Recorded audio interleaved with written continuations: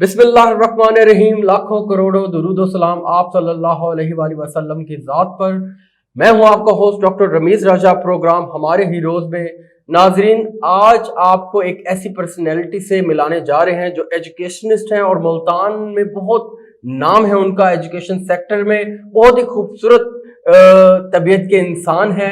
आज आपकी मुलाकात कराते हैं शफीक आतिफ दरीजा साहब से। जी अस्सलाम वालेकुम दरीजा साहब। वालेकुम अस्सलाम वरहमतुल्लाह। डॉक्टर साहब क्या हाल है? अल्लाह का करम। ठीक है। अच्छा सर, आपका सबसे पहले तो बहुत बहुत शुक्रिया कि आप हमारे प्रोग्राम में आए, और उसके बाद मैं आपसे आपकी लाइफ अचीवमेंट्स के बारे में पूछना चाहूंगा और आप ऑडियंस को बताएं कि आपकी जो जर्नी है एजुकेशन सेक्टर में उसके बारे में थोड़ा सा बता दें। बहुत शुक्रिया डॉक्टर साहब। सबसे पहले नाजरीन को मैं अस्सलाम वालेकुम कहूँगा। नाजरीन व सामीन व हाजरीन, तमाम सुनने वालों को, देखने वालों को शफीक आतिफ दरीजा का सलाम पहुँचे। सरजमीन औलिया मुल्तान ने अल्हम्दुलिल्लाह जो मुझे एक नाम दिया डॉक्टर साहब, जो एक एजाज़ दिया, मैं ये कहूँगा कि रब करीम का ये सबसे बड़ा एजाज़ है। मैं इस काबिल नहीं। जहाँ तक एजुकेशन सेक्टर के हवाले से, तो इससे भी हट के मैं एक बात करूँगा कि हम जो है, बहुत हम में से बेशुमार ऐसे लोग हैं जो अपनी विल, अपनी मर्जी से अपनी फील्ड सेलेक्ट नहीं कर रहे। उनमें से मैं भी एक हूँ। अच्छा। मैं अपनी मर्जी से नहीं आया हूँ। मैं यूँ समझिए एक्सीडेंटली यहाँ पर एजुकेशन सेक्टर में मैं आ गया। यानी तो आपका स्टार्ट में इंटरेस्ट नहीं था पढ़ाने में? नो, या इस तरह वो ये था कि क्योंकि तालीम से जब फारिग हुए तो उसके बाद था कि अब तो कुछ अरसा बेरोजगार फिर रहे हैं तो क्या करें। तो ये नौजवानों को, अब भी बेशुमार ऐसे नौजवान हैं माशाल्लाह कि एमफिल करके, मास्टर्स करके वो बेरोजगारी का शिकार हैं। हमारे यहाँ पाकिस्तान में सबसे बड़ा अलमिया यही है कि बेरोजगारी, बिल्कुल, और वालिदैन की बहुत बड़ी उम्मीदें उनके साथ वाबस्ता होती हैं। इतनी ज्यादा एजुकेशन हासिल करने के बाद भी अगर आप बेरोजगार रहे तो परेशानी ऑफ कोर्स। पहले ये होता था कि शाज़ो नाज़िर, हम अगर अपने फोर फादर्स, हमारे वाले साहब या उस दौर से पहले देखें, बड़ा ही कमाल का होता था कि लोग अपने नेम प्लेट के साथ नीचे लिखा होता था कि जनाब मोहम्मद असलम, नीचे लिखा होता था BA या ग्रेजुएट पास। भाई बड़ी उस वक्त वो अपनी नेम प्लेट पे लिख देते थे कि BA या MA या जनाब उन्होंने कितने MA किए हुए हैं, वो नॉमिनेट करते थे। आज तो माशाल्लाह तालीम इतना आम हो चुकी है कि MPhil तो हर तीसरे घर में MPhil जरूर पाए, कोई बंदा या कोई बंदी जरूर मौजूद है। तो उस वक्त ये होता था, जिस दौर में हम आए तो हमसे हमारे वालिदैन, हमारे महल्लेदार, उनकी बहुत सारी उम्मीदें वाबस्ता होती थी। मैं एक देहात से बिलोंग करता हूँ, और वो देहात जहाँ 90s से पहले हर साल सैलाब आया करता था। तो वो एक बैकवर्ड एरिया है और लोगों को यकीन नहीं होता कि अच्छा, वहाँ इतने पसमानदा एरिया से आप बिलोंग करने वाले आज इस मकाम पे पहुंचे कैसे। तो मैं अपनी आप बीती समराइज करके मैं जरूर लोगों तक पहुंचाऊंगा। सिर्फ इस नीयत से मैं लोगों से बात इस नीयत से करूंगा कि शायद मेरे कुछ जुमले, शायद मेरी स्टोरी आज के नौजवान को कोई हौसला दे, और वो जिंदगी में जो ये समझ रहे हैं, कम हिम्मत हो चुके हैं, पस्त हिम्मत हो रहे हैं, वो उसके लिए हो सकता है एक मोटिव बने और वो कहीं किसी बहुत अच्छे मकाम पे चला जाए। बिल्कुल ऐसे। अच्छा, आप एक्सीडेंटल इस फील्ड में आए, जबकि आपको पता है कि ये फील्ड एक प्रॉपर, जो जिसको लगे कि वो पढ़ा सकता है, मैं ये समझता हूँ कि उसको ही इस फील्ड में आना चाहिए, क्योंकि आजकल बहुत सारे नौजवान नस्ल जो है वो इस शौक से इस फील्ड में आ रही है कि अभी फलां जॉब नहीं मिल रही, चलो टीचिंग कर लेते हैं। इससे बच्चों के फ्यूचर के लिए भी थोड़ा नुकसान होता है। देखिए, बात यह है कि मेरी, जहाँ तक मेरी अपनी जाती राय है, मैं कोई बहुत बड़ा एजुकेशनिस्ट नहीं हूँ। मैंने पहले बता दिया कि एक्सीडेंटली मैं इसमें आया, लोगों ने कहा बाबा, लेकिन तो माशाल्लाह आपका तो बिल्कुल नाम है, एक माशाल्लाह एक अच्छा मेथड अल्लाह ने ये एजाज बख्शा के, और ये आपको पता है ये एबिलिटीज हर इंसान में नहीं होती। गॉड गिफ्टेड स्किल है, एक आर्ट है टीचिंग। ये मैं कहूंगा कि गॉड गिफ्टेड स्किल है।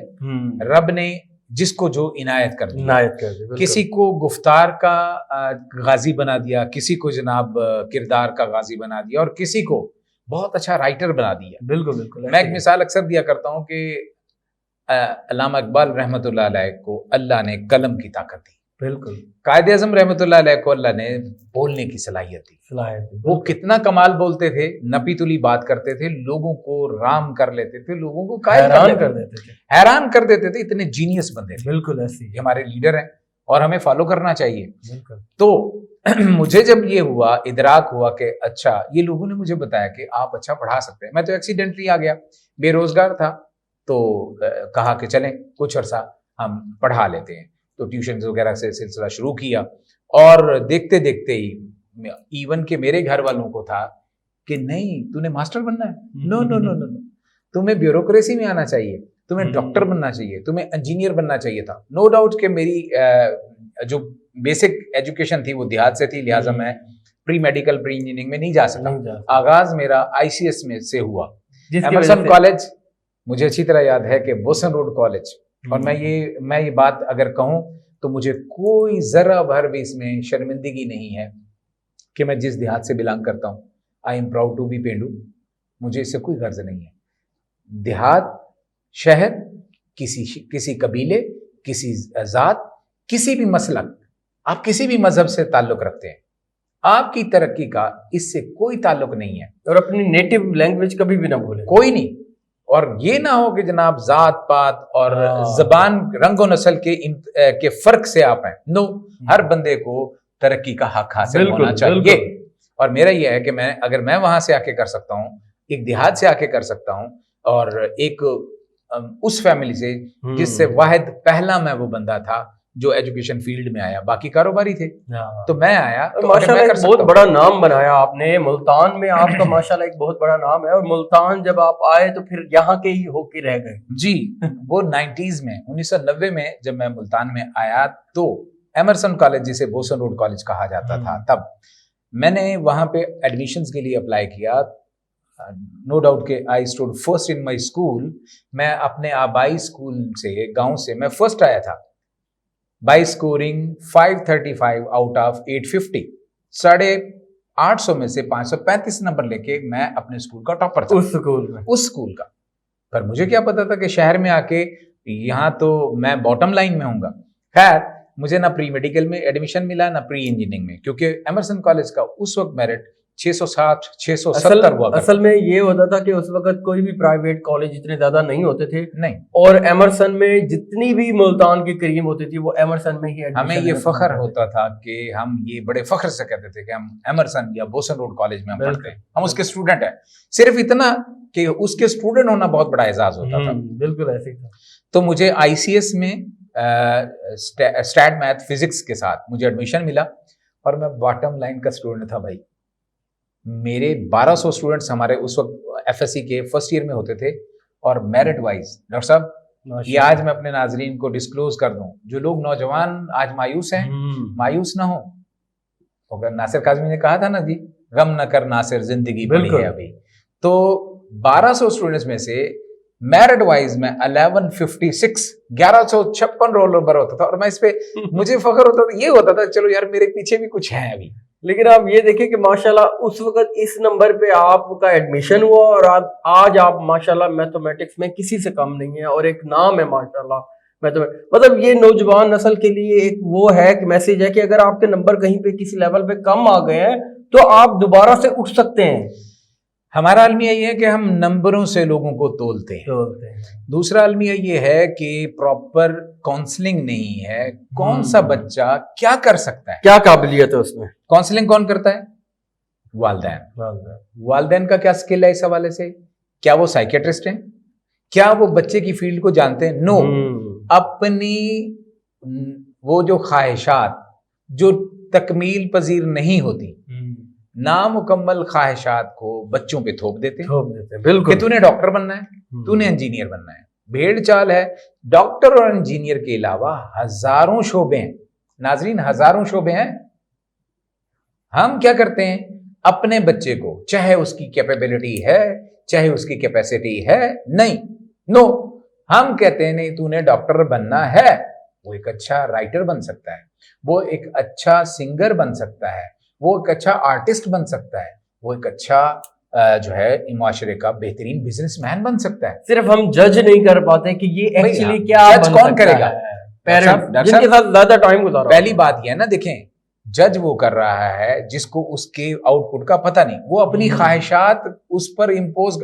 دیکھیں ایک کاؤنسلنگ ہونی چاہیے پراپر. ہمارے اسکولز ہمارے کالجز میں کوئی کاؤنسلنگ کا کانسیپٹ نہیں ہے، معذرت کے جبکہ ساتھ انٹرنیشنل لیول پر پراپر ایک پورا ڈپارٹمنٹ ہے جو اسٹوڈنٹس کی کاؤنسلنگ. جب آپ شروع سے ہی اس بلڈنگ کی بنیاد غلط رکھیں گے، بالکل اس بچے کو شروع سے آپ نے مائنڈ میں بٹھا دیا اپنے ڈاکٹر انجینئر بننا، تیسری آپشن دیتے نہیں دیتے. اور اس سے نتیجہ کیا نکلتا ہے؟ وہ کنویں کا مینڈک بن جاتا ہے، رٹا باز بن جاتا ہے.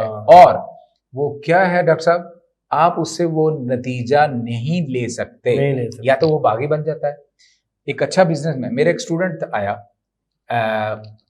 ایک ملتان کے مضافات میں ایک شہر ہے، آپ بھی جانتے ہیں، میلسی. بالکل. وہ اس کے والدین، کیونکہ وہ گھر میں اور کوئی پڑھا لکھا نہیں تھا، پیسہ تھا ان کے پاس، انہوں نے کہا جی ہم آپ کو جو ہے نا ایف سی کالج لاہور بھیج دیا کہ وہاں سے جاؤ ایف ایس سی کرو. وہ بچہ نہیں پڑھنا چاہتا تھا، اس کا دل نہیں مانتا تھا. وہاں سے وہ جناب فیلئر لے کے واپس آ گیا کہ نہیں ہوا. اب میرے پاس آ گیا کہ سر میں تو میتھمیٹکس میں میری کمپارٹ آ چکی ہے، کل پلیز مجھے آپ کلیئر کروا دیں. یہ بات ہے 2002-03 کی. 2002-03 کی بات ہے. میں نے 98 سے سفر شروع کیا تھا. 2002-03 میں الحمدللہ اللہ نے یہ اعزاز دیا، ملتان بورڈ میں میرے اسٹوڈنٹس ٹاپرز میں ہوتے تھے. پہلی پوزیشن، دوسری، تیسری. پہلی پوزیشن میری عثمان گردیزی، یہ وہ پہلا میرا اسٹوڈنٹ تھا جو ملتان بورڈ میں آئی سی ایس میں ٹاپر آیا. یہ 2002 یا 2003 کی بات ہے، مجھے تھوڑا سا اگر ایکوریسی نہ ہو کیونکہ اب تو بہت عرصہ ہو گیا. آج 98 سے میں نے پڑھایا شروع کیا، 24 سال ہو چکے ہیں مجھے. اور یہ کئی نسلیں آپ سے پڑھ کے ماشاءاللہ الحمدللہ میرے اسٹوڈنٹس کے بچے مجھ سے پڑھ رہے ہیں اور وہ کہتے ہیں کہ جی ہم اب اپنے پوتے بھی آپ سے پڑھوائیں گے. کئی انجینئر بیٹھے ہوں گے بڑی بڑی پوسٹوں پہ. اللہ کا شکر ہے کہ میں یہ کہہ سکتا ہوں نہ صرف اندرون ملک بلکہ بیرون ملک میرے اسٹوڈنٹس ایک ایگزیکٹو پوسٹ پہ بھی کام کر رہے ہیں، اندرون ملک میں بھی. کیونکہ میں وہ اس لیے ڈسکلوز یہ باتیں کروں تو میں اپنے منہ میاں مٹھو بننے والی بات ہوگی. جو میرے اسٹوڈنٹس ہیں وہ سمجھ رہے ہیں، وہ دیکھ رہے ہوں گے، سن رہے ہوں گے. اگر ان تک میری بات پہنچے تو میرا جو کنٹریبیوشن ہے اس پہ میں کسی پہ احسان نہیں کیا. میں چاہتا ہوں کہ میں اپنی جنریشن، نیکسٹ جنریشن کے لیے اگر اللہ مجھ سے کچھ مجھے کسی حوالے سے میں بینیفیشل بنایا ہے تو یہ میرے لیے اعزاز کی بات ہے. یہ نہیں ہے کہ میں اس پہ فخر کروں گا، میرے لیے اعزاز کی بات ہے کہ رب نے مجھے یہ اعزاز بخشا. بالکل. اچھا وہ میں بات کر رہا تھا اس اسٹوڈنٹ کی، وہ یہاں آیا، میں نے اس کا میتھمیٹکس کا جو ہے وہ کلیئر کروا دیا. جب وہ کلیئر کر کے گیا اس نے مجھے کہا سر، میرا بڑا فرینڈلی ماحول ہوتا تھا، میں as a teacher, as a friend میں وہاں پہ ڈسکس کرتا. میں وہ نہیں تھا روایتی بات، وہ جناب غصے والا. بالکل بچے میرا اسٹوڈنٹ میرا فین بھی ہے، میرا فرینڈ بھی ہے. وہ اس وقت سے لے کر اب تک ابھی بھی کبھی کسی پرانے اسٹوڈنٹ کا اگر فون ہے وہ کہتا ہے سر ہم آپ وہ والا دور مس کرتے ہیں. تو وہ اس نے مجھے بتا دیا کہ سر ایسا ہے کہ میں تو پڑھنا نہیں چاہتا، میں ایف ایس سی کر گیا ہوں، نو اب میں کچھ کرنا چاہتا ہوں، مجھے آپ مشورہ دیں. میں نے کہا یار کیا تمہارا ٹینڈنسی کہاں ہے؟ کہنے لگا میں بزنس کرنا چاہتا ہوں. میں نے کہا جاؤ بزنس کرو. اس نے آئی تھنک 8 لاکھ سے، اگر میں غلط نہیں تو 8 لاکھ سے، کیونکہ اس کے والدین افورڈ کرتے تھے، 8 لاکھ سے اس نے سینیٹری کا کام شروع کیا، ایک شاپ بنائی میلسی میں. اور آج وہ ماشاءاللہ کروڑوں پتی، میں کہوں تو کم نہیں، ویسے ارب پتی ہے ماشاءاللہ. نام میں نہیں کروں گا، ہو سکتا ہے پی آر والے اس کے پیچھے پڑ گئے. تو یہ دیکھیے کہ میں نے صرف جس اسے کہا پش کیا. تو والدین سے میری التماس ہے کہ پلیز آپ کے بچے کے اندر جو صلاحیت ہے بالکل اس کو نکھاریں. آپ اپنی خواہشات اس پر امپوز، اس پر مسلط مت کریں. آپ اس سے بہت نتائج اخذ کر سکتے ہیں، بہت کچھ. میں نے اپنے بیٹے کو کہا ہے کہ بیٹا نمبر اچھے لے آنا، مجھے نہیں چاہیے ڈاکٹر انجینئر، اچھے نمبر لو، آپ آگے جو کچھ کرنا چاہتے ہو آپ جو دل کرے. کیونکہ جب آپ اپنے انٹرسٹ کے ساتھ کلاس میں بیٹھیں گے تو آپ ٹیچر کا انتظار کریں گے کہ وہ کب آتا ہے، یہ نہ کہ یہ کہ کب جاتا ہے. ہاں یہ میرے اسٹوڈنٹس کا یہ ہوتا تھا کہ سر ہم آپ کا لیکچر سنتے ہیں 45 منٹ، میرا 45 منٹس کا 40 منٹس کا لیکچر ہوتا تھا. وہ کہتے تھے سر ٹائم کا پتہ ہی نہیں چلتا. ایسے ہی میں ایک پیشن رکھتا ہوں، میرے اندر ایک ہے کہ میں اپنے سبجیکٹ، جب میں ایکسیڈنٹلی آ گیا پھر میں نے اسے اپنا لیا. اور جب پیشن ہوتا ہے نا پھر اب بھی میرا اسٹوڈنٹ اگر کوئی دیکھ رہا ہے ڈاکٹر صاحب میں آپ کو یہ وہ کہتے ہیں sir you are still young, کیونکہ میں نے کہا میں ینگ لوگوں کے ساتھ رہتا ہوں تو میں ینگ رہنا چاہتا ہوں. ورڈزورتھ نے کہا تھا کیا ہوا کہ میرے بال اگر سفید ہو گئے ہیں, جذبے تو جوان ہیں. بالکل, بڑھاپا آتا ہی جذبات سے ہے. اگر آپ پہلے وقت سے پہلے ہی اپنے آپ کو بوڑھا مسئلہ یہ ہوتا ہے کہ ہم یا تو جیتے ہیں ماضی میں یا مستقبل میں.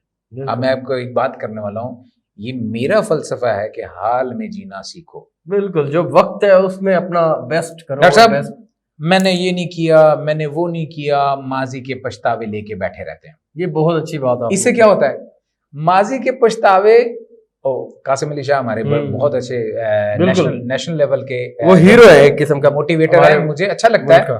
ان کی باتوں کو میں ایک بات کوٹ کروں گا, وہ کہتے تھے کہ جی ہم ماضی کے پچھتاووں اور مستقبل کے اندیشوں میں گھرے رہتے ہیں, بس فیوچر میں کیا ہوگا, پیچھے ہم نے یہ آگے کیا کرنا ہے, اس کے بعد ہم نے کیا کرنا ہے. یار یہ اگر پلاٹ لے لیتے تو آج یہ نہ ہوتا, یار یہ اچیو کر لیتے تو اب یہ ہوتا.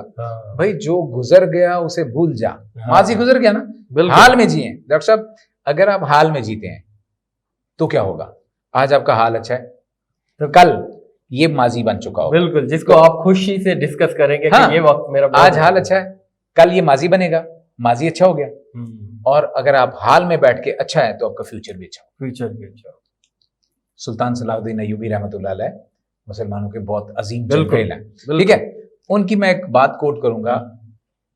انہوں نے فرمایا کہ جو قوم اپنا آج بہتر نہیں بناتی, پھر سنیے گا, جو قوم اپنا آج بہتر نہیں بناتی اس کا کل بد نہیں بدترین ہوگا. بہت خوب کہا انہوں نے. اچھا دریجہ صاحب, آپ سے کچھ سوالات کرنا چاہوں گا جن میں ایک انٹرسٹنگ سوالات ہیں. اگر ایجوکیشن سیکٹر میں کوئی 2 چینجز کرنا چاہے, ضروری ہوئی, تو آپ کون سی 2 تبدیلیاں کرنا چاہیں گے؟ اب ایسا تو میں نہیں ہوں کہ میں چینجز لاؤں, کیونکہ تبدیلی کا نعرہ جو ہے آپ کو پتا کیا لاتا ہے. دیکھیں میں یہ چاہوں گا روایتی طریقوں سے ہٹ کے ہم کام کریں, ہم وہی ٹریڈیشنل طریقوں یعنی رٹا سسٹم سے دور نہیں. ہم نے ابھی تک سمجھا ہی نہیں ہے ایجوکیشن کے حوالے سے. میں طفل مکتب ہوں, میں اس فیلڈ میں ابھی بھی طالب علم سمجھتا ہوں. اچھا پوری دنیا میں آپ کو پتا ہے کہ ایجوکیشن کا سسٹم بالکل ڈفرینٹ ہے. جیسے مطلب جاپان کی بات کریں تو 4th کلاس تک وہ ایگزامس ہی نہیں لیتے بچوں سے, صحیح ہے, ان کا سسٹم ہی ڈفرینٹ ہے. اسی طرح چائنا میں ڈفرینٹ ہے, بہت ساری چیزیں ڈفرینٹ ہے. تو پاکستان میں بھی اس طرح کا تھوڑا سا جدت ہونی چاہیے. میں نے جو آبزرو کیا میں بتاتا ہوں. جب ہم 4 سال کا بچہ ہوتا ہے, ابھی اس کا کھیلنے کودنے کا ٹائم ہوتا ہے. میں اپنا ایکسپیرینس آپ کو شیئر کروں گا. میرا بچہ 4 سال کا تھا تو ہم نے کہا چلو اسے اسکول بھیجیں. اب پہلے دن جب میں اسے ڈاکٹر صاحب اسکول میں چھوڑ کے آئے, گاڑی میں سے ہم نے اتارا, وہ گیٹ تک جاتے جاتے وہ پیچھے مڑ مڑ کے دیکھ رہا تھا, اور ہم اسے اسکول میں زبردستی چھوڑ آئے. ٹھیک ہے, نو ڈاؤٹ انہوں نے وہاں کوئی ایکٹیویٹی نہیں ہے, پلے گروپ میں تھا, سب کچھ کیا, ایک اچھے اسکول میں تھا جو ہم افورڈ کر سکتے ہیں. بالکل ہم نے اس اسکول میں اسے داخل کروایا, اور وہ اسکول میں نام لوں تو مجھے کوئی اس میں نہیں ہے, میرے بہت اچھے دوست ہیں, جاوید اقبال صاحب, بریٹن اسکول, بالکل لیڈنگ اسکول ہے اس وقت ملتان کے لیڈنگ انسٹیٹیوٹس میں سے. جاوید صاحب کو میں مبارکباد دوں گا کہ جاوید اقبال صاحب انتھک محنت کرنے والے ہیں, کمال بندے ہیں. تو وہ اس اسکول میں, میرے 3 بچے ہیں, تینوں اسی اسکول میں ہیں, اور پلے گروپ سے اب تک, بڑا بیٹا میرا لیول 10th میں ہے, اب پروموٹ ہوا ہے, تو میرا اتنا اعتماد ہے اس پہ. تو کیا ہوا کہ جناب میں چھوڑ کے آئے, ابھی ہم گھر واپس آئے تو کچھ دیر کے بعد فون آ گیا اسکول سے کہ جی آپ کا بچہ پریشان ہو رہا ہے, لے جائیں. تو ہم گئے, میاں بیوی دوبارہ وہ بچے کو لے آئے. تو میں نے اس دن سوچا ہم نے زیادتی کی ہے بچے. بالکل, ابھی اس کے کھیلنے کے دن چاہے وہ اسکول میں ہی کھیلتا ہے, ہم نے اس کو تو باؤنڈریز کے اندر قید کر دیا نا. تو یہ نہیں ہونا چاہیے, اس کو کھیلنے دیں. ہم نے اس کے اوپر, اس بچے کی صحت سے زیادہ اس پر کتابوں کا بوجھ لاد دیا. بالکل یار کیا ہے کہ آپ اپنے بچے کو اتنا ارلی اس دوڑ میں بھیج دیتے ہیں کہ مطلب آپ تنگ ہیں یا ٹائم نہیں دے پاتے اپنی اولاد کو. نتیجہ بہت سارے وہ بچہ اس وقت سے آپ سے بدزن ہونا شروع کہ یہ میرے اچھے نہیں. ایک دن میں بیٹھا اپنے بیٹے کو کہنے لگا کہ میں نا تمہیں, یہ کافی پہلے کی بات ہے, میں نے کہا یار میں تمہیں نا وہاں پہ بھیجتا ہوں یہ کیڈٹ اسکولز میں، یار میں تمہیں مری میں بھیجتا ہوں کیڈٹ اسکول میں، یقین، میں نے کہا وہاں تمہاری اچھی تعلیم ہوگی، اچھی تربیت ہوگی. ناظرین یہ بات سننے والی ہے. میں نے اپنے بیٹے کو کہا، بڑے بیٹے کو، کہ میں تمہیں کیڈٹ اسکول میں مری میں یا کسی بھی ایک جگہ جہاں اچھا اسکول ہے میں وہاں تمہیں بورڈنگ میں داخل کروا دیتا ہوں. ڈاکٹر صاحب یقین مانیے گا 2 دن وہ بچہ بخار میں مبتلا رہا، خوف سے کہ میں یہاں سے وہاں جاؤں گا کیا ہوگا. بعد میں اس نے کہا، میں نے کہا میں تو مذاق کر رہا تھا، تو بعد میں اس نے کہا پاپا میں تو ڈر گیا تھا کہ میں آپ کے بغیر کیسے رہوں گا.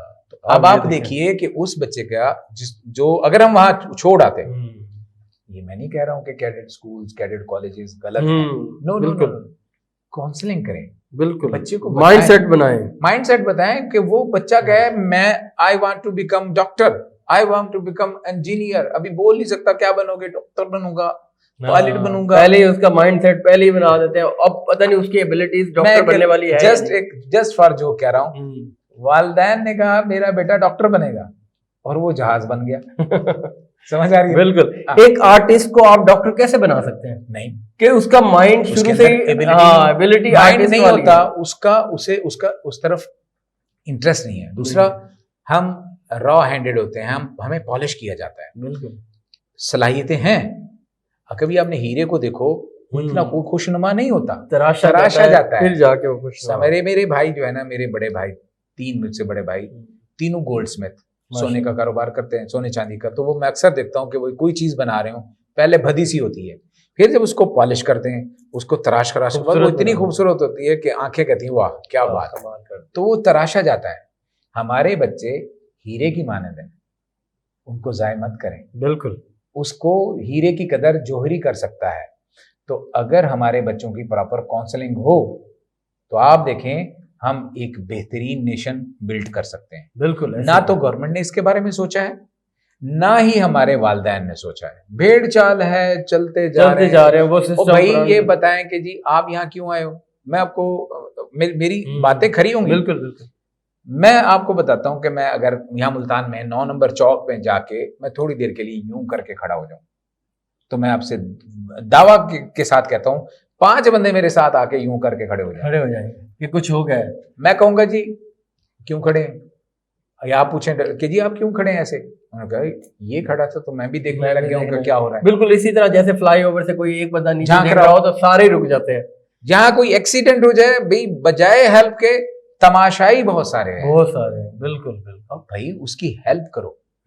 ہم ہیلپ نہیں کرتے تو ہمارے ہاں سارے لوگ تماشائی، اور وہ تماشائی بھی ایسے ہیں. اب کچھ عرصے پہلے یہ افسوس یہ ہے، کچھ عرصے پہلے میرے برادر اللہ رات کو ڈیوٹی دیتے تھے، ایک فیکٹری میں جاب کرتے ہیں، ٹھیک ہے، کیمیکل انجینئر ہیں. وہ وہاں سے اپنی ڈیوٹی سے رات کو آ رہے تھے، انہوں نے سامنے دیکھا کہ ایک موٹر سائیکل والے کا، وہ اپنی فیملی کے ساتھ جا رہا تھا، آگے کسی کیری ڈبے سے ٹکر ہو گئی اور وہ گر گئے. اب میرے برادر اللہ نے کیا کیا، اپنی موٹر سائیکل کو سٹینڈ پہ کھڑی کرنے لگا کہ اس کی ہیلپ کروں. سٹینڈ پہ نہیں گیا، وہ گر گیا، اس نے وہ چھوڑ کے بھاگ گیا اس فیملی کی ہیلپ کے لیے. ڈاکٹر صاحب بہت بڑے المیہ کی بات میں بتا، وہ گیا، اس کو ان کو بچوں کو ان کو اٹھایا، اس کی موٹر سائیکل کھڑی کی، چوٹے چھوٹے لگی ہوئی تھی کچھ. تو یہ رات کا ٹائم تھا. وہ جیسے ہی اپنے ہوش حواس میں آئے، کیا ہوا، پیچھے مڑ کے دیکھا اس کی موٹر سائیکل نہیں تھی. میرے برادر نہیں، اس بندے نے نہیں کیا، پیچھے کوئی اور کر گئے. وہی کہہ رہا ہوں نا کہ انسان نیکی کرے. کیا ہم مسلمان ہیں؟ یہ ہے جذبہ مسلمانی. اقبال نے جواب شکوہ میں کہا تھا نا، بالکل، کہ جب شکوہ کیا کہ جناب بدر میں، میدان بدر میں اللہ تو نے 313 کے لیے فرشتے اتار دیے تھے، آج کیوں نہیں ہماری مدد کرتا؟ تو اقبال نے جواب شکوہ میں کہا تھا کہ تھے تو آبا تمہارے مگر تم کیا ہو.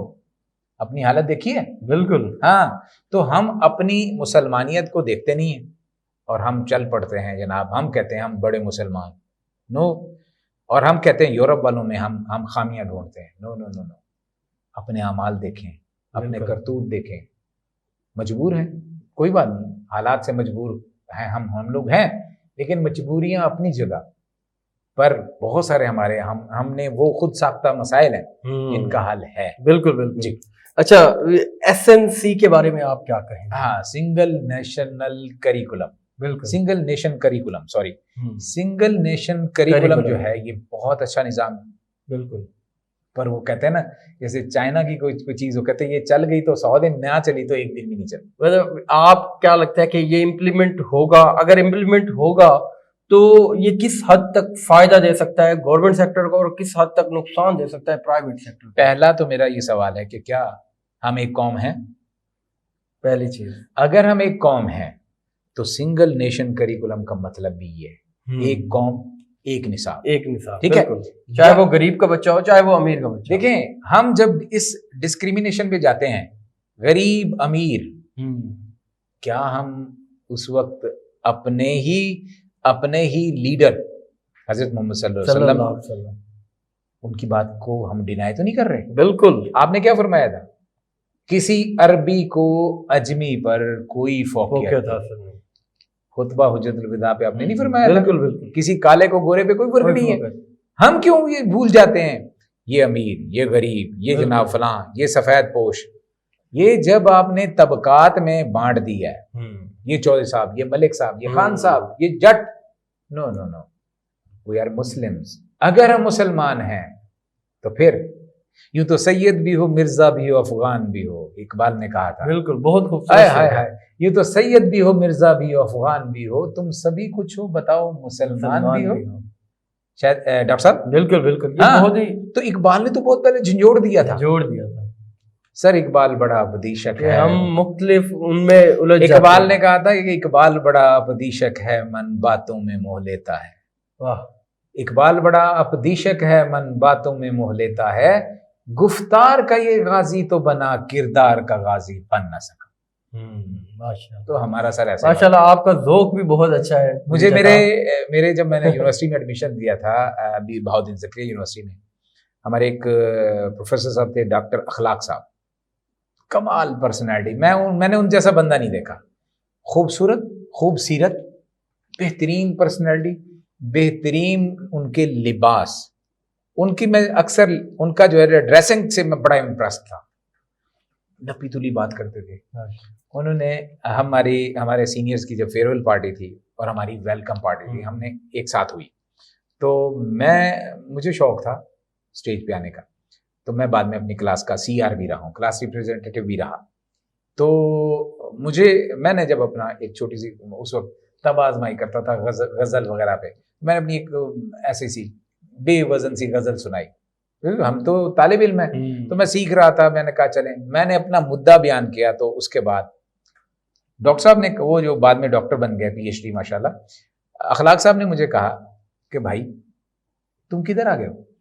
وہ بھائی تم اردو ادب میں جاؤ، ادھر کیا کرنے آ گئے ہو؟ میتھمیٹکس میں کدھر آ گئے؟ بالکل بالکل، آپ یہ دیکھیں کہ میرا شروع سے یہ ذوق، میرا یہ شوق رہا ہے، اور ہو سکتا ہے میں نے کہا نا حادثاتی طور پہ میں میتھمیٹکس کی دنیا میں آ گیا۔ بالکل، آپ کے اندر اور بھی بہت ساری میرے پاس جب پیرنٹس آتے تھے نا، تو جب اللہ نے مجھے ارلیئر سٹیج پہ عزت دے دی، تو والدین کو بچے لے کے آتے تھے، والدین آ کے پہلے تو بلیو نہیں کرتے تھے کہ یہ کون ہے، یہ منڈا گنڈا، یہ لڑکا صاحب کون ہے؟ انہوں نے کہا یہ دریجہ صاحب ہیں، میرا نام نہیں جانتے تھے، مجھے اللہ نے میری کاسٹ ہے، ہم سندھ سے بلانگ کرتے تھے، ہمارے فور فادرز دھارے جو، ابھی بھی وہاں پر یہ قبیلہ موجود ہے، اور ماشاءاللہ بڑے پولیٹیکل بھی بڑا اچھا ان کا اثر و رسوخ ہے، منسٹر رہے ہیں، تو بڑے مطلب یہ وہاں سے یہ قبیلہ ہے، وہاں سے مائگریٹ ہو کے پنجاب میں آ گئے، تو ہاں، تو ہم میری پیدائش اور میرے بڑے بھائیوں کی، باقی میرے والد صاحب وہ تو ادھر سے ہیں،